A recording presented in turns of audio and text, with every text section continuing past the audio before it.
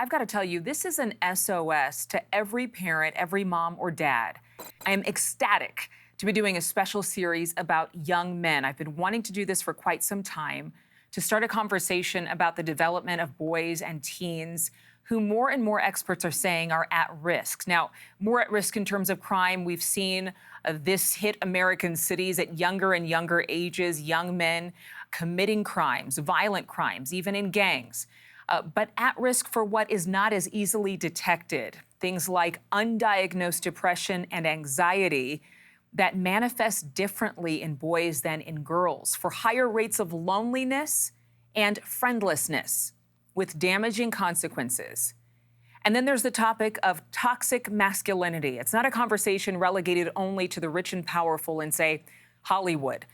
There are some who are saying that toxic masculinity, just the discussion in culture, is affecting boys in ways that are starting to manifest throughout society.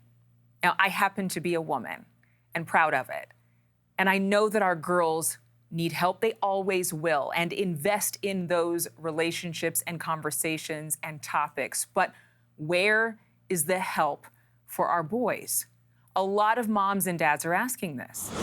That help may very well come from a faith-based organization. I interviewed the CEO of Trail Life USA, Mark Hancock. Trail Life is considered by many, including famed evangelical preacher Franklin Graham, to be the Christian alternative to what was the Boy Scouts. May of this year, the organization changed their name to Scouting America in order to rebrand themselves as even more inclusive. Mark Hancock believes that not just in this case, but throughout the country and the world, boys have become invisible and are in need of rescue. I was watching this interview with you, and you mentioned something about society or culture telling boys that they're not as important or that they're just like girls. And so I wanted to get your perspective, because I think a lot of people have felt that, but not articulated it because it doesn't sound right. What did you mean? Well, when you see it, it becomes more obvious. There's that boys are being subtly shamed just about everywhere they go. At school, they're behind girls academically in every subject. They're being asked to sit still, be quiet, pay attention. Why can't you sit still like Susie? And boys are just different than girls, or they're made different than girls. And so we've stopped shaming them, and now we're reminding them of who it is that they are and the strengths that they have that aren't necessarily welcome places that they go to. I was reading a statistic. I've done a lot of research on isolation's effects and loneliness, and there's this crucial age group, 18 to 35-year-old men, and how most in that category are still living at home with their parents longer. They're not getting married. They don't have girlfriends. They don't have best friends. And so you have this generation that seemed to kind of become invisible and very, very abandoned. Do you think that there was something in particular that started that ball rolling? I think it's a number of things. One is some confusion around gender issues. So men, in particular young men, are wondering what their purpose in life is. Like you said, there's now more young men living at home than have lived there since we started counting that in 1960. The whole failure to launch. Men not knowing how to function in a place where everybody doesn't get a trophy just for showing up. You've got to do your job. You got to do your part. So we have generations of that. The digital impact as making more and more difficult for men and boys to connect. They've lost skills like eye contact and empathy and those sorts of things. Boys learn empathy by losing. And it's an incredible thing, but we've sheltered boys from losing because we're afraid we're going to hurt them emotionally, and we bubble wrap them emotionally and physically and have handicapped them therefore because they don't get a chance to try at something, fail, get up and try again. So what's happening is they're failing for the first time and they're running home again instead of saying, okay, I've done difficult things. We've taken difficult things out of the hands of boys because we think that they're not brave, or for some other reason we're subtly telling them, we're not going to let you do that because you might get hurt, or you might get your feelings hurt, or you might not win, you might not feel good about yourself by the time it's over. That's okay. Boys need that sort of challenge. That's what creates generations that will storm the beaches of Normandy to free the world of tyranny, or get on top of a rocket and go to another planet, or cross an uncharted ocean. That sense of risk and competition and drive to do something difficult. But we have just generationally removed that from boys by being afraid that somehow their feelings are going to be hurt, and not understanding that And boys are different than girls. They just are. It's a radical statement, but biologically, psychologically, developmental, any legitimate science will tell you that boys and girls are different. Our brains are different, our eyes are different, our ears are different. We're different. There are a number of studies out there on how there are vital, inherent, and developmental traits, including that the eyes of boys and girls do differ based on the sexes. A new study out just this month from UC Davis reveals that not only do boys get diagnosed more often with autism, but that researchers found new insights as to the biological differences between the male and female brain. We need to acknowledge that, and rather than discounting boys as if they're some sort of defective girl, we need to remind them of who they are. In our culture today, it's popular and it's okay to encourage girls, and we should be encouraging girls. You're strong, you can do anything, you're beautiful, don't let anybody tell you can't. We say that to them all the time, they need that. But when's the last time you heard that message directed to boys? We just don't do that. So this is subtle shaming as if they're not worthy of that kind of belief or confidence or encouragement. And so they're shutting down. They're like the canaries in the coal mine, and they're falling off their perches. In every legitimate measure of how the genders are doing, boys are just falling behind. I talk to some of my single male friends, and they are much older than the boys that you work with at Trail Life, but they'll tell me it's way easier to just stay in your apartment than to try to be brave and ask a woman out or, date. And I'm like, wow, thank you for being vulnerable enough to share that with me. Mm-hmm. But they're not quite sure, it seems, in some cases, where the lines are. Yeah. Are you seeing that with younger boys as well? Absolutely. Not only have the rules changed, they're just continuing to evolve. And so it's an unsure space for boys and men to move. I'll tell you what doesn't change, though, is the video game world. If you go there and you work hard at it, you may fail, but you can try again and you'll get the next level. So you invest your life, you invest your time, you give it all that you got, and you achieve, and you get points, and you're recognized, and you go higher and higher. So they love that world. It makes sense to them. I can try here. I get the rules. They don't change. If I do this thing a certain way, eventually I will succeed. So in the video game world, they're very attracted to it because that's what they're built for. But we remove that from the real world, driven them to that virtual world, and then we shame them for playing so many video games. So they can't win no matter where it is that they go. But it is becoming more and more difficult for boys just to understand, and young men just to understand, how does this thing work? How strong am I permitted to do? I believe that I'm strong. I believe there's some strength in me, some ability in me. I'm built that way. I believe that. But that's not being confirmed anywhere. And if it does come out in some sort of way, perhaps I'm toxic. Maybe there's something wrong with me. So in Trail Life USA, we're intent on restoring biblical masculinity, which says that manhood is close to Christ-likeness. So pursue that. We're Christ-centered, boy-focused. We believe boys and girls are different. We treat boys differently than girls because they are different animals than girls.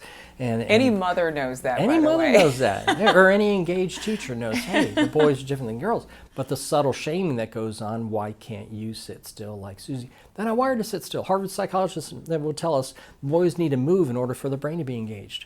So what does that look like in a classroom? He can't sit still. He's just telling you, if you want my brain, you got to take my body too. You got to take this kind of activity. I need that if you want me engaged intellectually. I've got to be able to move. And then we medicate them because they're moving too much in class. There's now more girls going to college than boys. It used to be 60-40 male-female. Now it's 60-40 female-male. And some colleges are projecting a time where there will no longer be men attending college. That's how drastically, how quickly this thing's changing. Wisconsin just released this wonderful study, beautiful study, intense study, looking at test scores and intellectual performance of boys. And boys excel in terms of testing and intellectual ability. They showed on the results to be smarter than girls. But then they looked at the GPA, and the boys had lower GPA. So the schools aren't accepting them because their GPA is low, although they're able to manage the information. But what's happening is in the classroom, to those teachers, they're appearing not as engaged, they're appearing not as interested, they're appearing like they're not really learning, but they are. But because of the expectations in that classroom, we're discounting boys' intelligence, and it's keeping them out of colleges. And they're just deciding at an early age, I don't fit in this classroom. I can't sit still. I can't be. Boys want to be involved. They want to be a part. They're always asking three questions. Who's in charge? Who's with me? What is our mission? And if you're not answering those questions in a classroom or any setting with boys, you've lost them already. And if they're not confident with who's in charge, they're going to be in charge themselves, which is when we see the acting out and the rebellion or apathy or whatever it is we're seeing in boys. It's because we're not understanding they're wired differently. They need something different in that classroom. How much of a crisis are we in as a country when it comes to boys? Oh, I'm telling you, if it was any other segment of our population that showed the sort of results and testing and all kinds of surveys and everything else, we would be picketing in the street saying, hey, somebody help these people. You know, they're twice as likely to be in special education, 3 times more likely to have ADHD. I'll tell you where they are leading is boys 10 to 14 years old, fastest growing demographic in suicide. That's shocking. That's shocking. That's where boys are leading. And we're not paying attention to them. And it doesn't seem to be turning, except in Trail Life USA, we believe we are raising a remnant, a generation of boys that won't just be equipped to stand against this rising tide, but to help turn the tide back itself. Because it may be too late for people my age to say, okay, we got to do something about boys. But I tell you, when those boys are raised up with an understanding through programs like Trail Life USA of who it is that they are, what it is that they're capable. If you ever met a Freedom Rangeman, it's a young man who's earned our highest award, the Freedom Award. Amazing young man, very difficult to achieve. He works at it. It's not easy, and he earns it. Those are remarkable young men.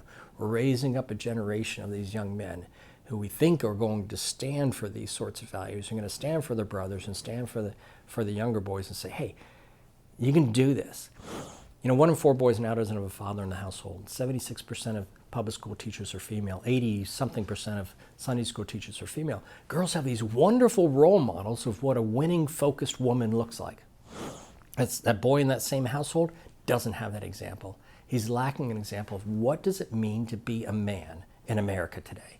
And we're restoring that in Trail Life through a male-centric organization that says boys and girls are different. We want to give boys what it is that they need. We're surrounding them with these godly, mission-focused men who are showing boys what it looks like to be a good man. So give me an example and give those who are watching, whether they are people of faith or not, because a lot of them are going to be watching this, have never heard of a Bible-based description of masculinity. Yeah. What does that mean? Well, it's what you would expect to be. It's men who are courteous and kind, men who stand up for what's right, men who are courageous, men who are brave, men who are stepping in front of the bullet to protect somebody rather than holding the gun. A generation of men who stand up for what's right, who would storm the beaches of Normandy, who would do these brave and bold things. That's what we're raising up, a generation like that. So you take an organization like Boy Scouts, which is what we were sort of modeled after, but they began to lose their way. And they gave us presidents and senators and astronauts and civic leaders and generals. They gave us these wonderful men, but they stepped away from that. How did they step away from that? About 10 years ago, they began abandoning some of the more traditional values to where now they admit girls. Now, girls are wonderful, love girls, but boys need a program that's aimed at them. You can't take the special sauce that you had for over 100 years and made these great men and say, you know what, this works for everybody. That shows a misunderstanding towards the difference between boys and girls. So you put girls into that program, into that troop, you've got the same thing the boys are experiencing at school. One of the first Boy Scout leaders they interviewed after they allowed girls, they said, how do you like having girls in the troop? He said, we love it because they're so much smarter and they're better behaved. I'm thinking, you know, they're right. He's right to some extent, because at that age, the younger age, the girls are intellectually superior to boys. I get that. But seriously, this is an organization with the boy's name on it, and he has to go there and hear again in another place that he's not as good as the girls. And so we think it's important to have that environment. That's what we say, big differences between us and Boy Scouts. We're Christ-centered, meaning that we look at traditional biblical values that we raise these boys under, and we're boy-focused, which means we recognize boys and girls are different. Girls need programs aimed at them. It's American Heritage Girls is our sister program. Great organization. It's been around 20 years before we were. They do a great job with girls. They got that covered. But we got the boys. We understand them. We know who they are, and we're surrounding them with good men to help them grow up. You asked for a story. A young man out in California not too long ago earned one of our highest awards, and he stood in front of that group of men. He was from a single-parent household, a single mom. And he stood in front of this group of men. He says, I need to thank the men in this room. He says, you taught me how to love Jesus, and you taught me how to shave. And I thought, can you imagine being that single mom sitting there saying, wow, that's what I needed. I needed men to show my son what it looks like to be a good and a godly man. And I needed somebody to help him learn how to shave. And that's the practical side. And I think you answered the question that I was going to ask you, which was, why should we have separate organizations for boys and separate organizations for girls? But you aptly answered that. My last question for you is for people watching, again, who don't know anything about God, who don't know anything about faith as it regards to those who need godly male examples. What's the secret sauce, the term that you used earlier, that actually gives these young men an identity based on the men who are in the program and based on having that nurturing environment that can only come from men? Yeah, well, there's 4 things we point to, and we call it our proven process. Boys are unguided. Like I said, 1 in 4 boys without a dad, not many male mentors for boys or examples for boys. So we guide them, and boys are ungrounded because we don't believe in absolute truth in our culture today. And so that's difficult for boys. They like to know there's rules. They like to know, how do I win? What do I got to do to win? How does this thing work? And so we restore those rules, those absolute truths, and those come from the Bible. Whether you're a practicing religious person or not, you'd have to agree with the values that come out of the Bible. It's part of things that made our country great. The golden rules, exactly. Yeah. And then the third thing is boys are unappreciated. Now, this gender blurring that's going on, boys don't understand that they are different than girls. And unique. And they shouldn't be ashamed. They shouldn't be ashamed of that. They're unique. Mm-hmm. It's not a value statement. They're both of equal value, but they're different. And it's okay to recognize that and not to expect the same thing. So we appreciate the differences, and we also believe that boys are uninspired.